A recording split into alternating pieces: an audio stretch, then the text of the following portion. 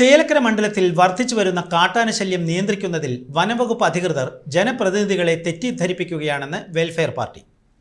കാട്ടാനശല്യം പ്രതിരോധിക്കാൻ നിയമസഭാംഗം UR പ്രദീപ് പ്രഖ്യാപിച്ച 40 ലക്ഷം രൂപയുടെ 15 കിലോമീറ്റർ സോളാർ ഫെൻസിംഗ് പദ്ധതി ബന്ധപ്പെട്ട അധികാരികൾ ജനപ്രതിനിധിയെ തെറ്റിദ്ധരിപ്പിച്ചത് മൂലം നടപ്പിലാക്കിയതാണെന്ന് വെൽഫെയർ പാർട്ടി ചേലക്കര മണ്ഡലം പ്രസിഡന്റ് PM ഷാജഹാൻ എളനാട് പറഞ്ഞു.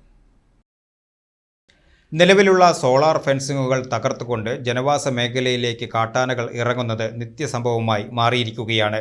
ഈ സാഹചര്യത്തിൽ വീണ്ടും സോളാർ ഫെൻസിംഗ് സ്ഥാപിക്കുന്നത് പണം പാഴാക്കലാണെന്ന് പാർട്ടി കുറ്റപ്പെടുത്തി. വർദ്ധിച്ചുവരുന്ന കാട്ടാനശല്യത്തിന് ശാശ്വതമായ പരിഹാരം കാണാൻ ആനകളെ പ്രതിരോധിക്കുന്ന നൂതനമായ ഫെൻസിംഗ് സംവിധാനങ്ങൾ സ്ഥാപിക്കണം.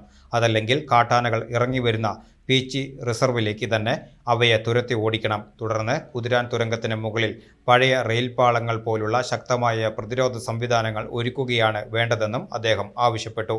ഈ ആവശ്യങ്ങൾ ഉന്നയിച്ച് വെൽഫെയർ പാർട്ടിയുടെ നേതൃത്വത്തിൽ നടക്കുന്ന ജനകീയ പ്രക്ഷോഭം വരും ദിവസങ്ങളിൽ കൂടുതൽ ശക്തമാക്കുമെന്നും അദ്ദേഹം അറിയിച്ചു.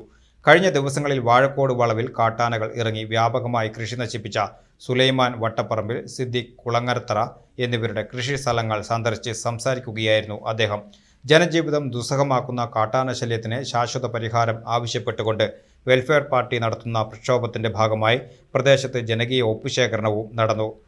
പരിപാടിയിൽ മണ്ഡലം കമ്മിറ്റി അംഗം OM ബഷീർ, ഫസൽ ചെറുതുരുത്തി, പ്രദേശവാസികളായ സിദ്ദിഖ് കുളങ്ങരത്തറ, ഷിഹാബ്, സുലൈമാൻ വട്ടപ്പറമ്പിൽ തുടങ്ങിയവർ സംസാരിച്ചു.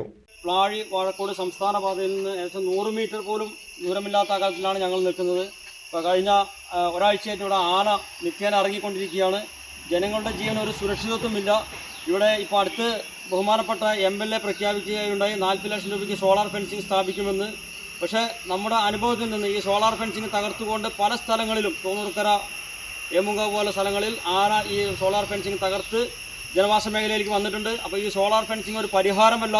നമ്മൾ ആവശ്യപ്പെടുന്നത് ഈ ആനകളെ പീച്ചി റിസർവിലേക്ക് തന്നെ തുരത്തി. നമുക്കത് പറയാനുള്ള അവകാശമുണ്ട്. കാരണം ഇവിടെ 2.5 വർഷമേ ആയിട്ടുള്ള ഈ ആനശല്യം ആരംഭിച്ചിട്ട്. അതുകൊണ്ട് പീച്ചി റിസർവിലേക്ക് തന്നെ തുരത്തി കുതിരാൻ തുരങ്കത്തിന് മുകളിൽ പഴയ റെയിൽപാളം ഉപയോഗിച്ചുകൊണ്ടുള്ള ഒരു ഫെൻസിങ് സ്ഥാപിക്കണമെന്ന് ആവശ്യപ്പെടുന്നു. അതിൻ്റെ ഭാഗമായിട്ട് ഒപ്പുശേഖരണം ഇവിടെ നടന്നുകൊണ്ടിരിക്കുകയാണ്.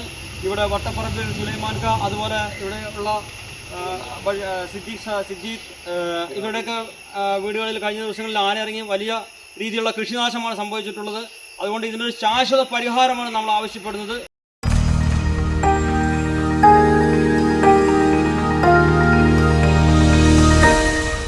You are watching VCV News.